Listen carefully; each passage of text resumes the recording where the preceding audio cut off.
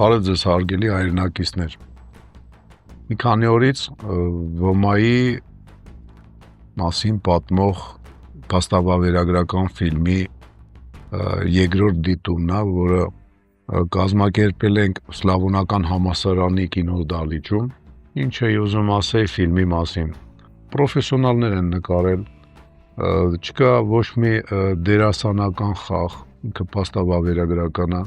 անգամ երկրորդ անգամ ասենք ոչ մեկ չի անցել կամերայի դեմից, իրական կուրսանտներ են ՈՄԱ-ի դասընթացների աշակերտներ են մասնակցել, իրական հրահանգիչներ, իրական դասապրոցես եւ վարժանքների նկարահանված եւ օգտագործված ֆիլմի ասենք մեջ։ Անունը դրել ենք ողջ մնալու արվեստ ՈՄԱ-ի իրական անունը հաշվի առնելով։ Դա իրոք նրա մասին է, որ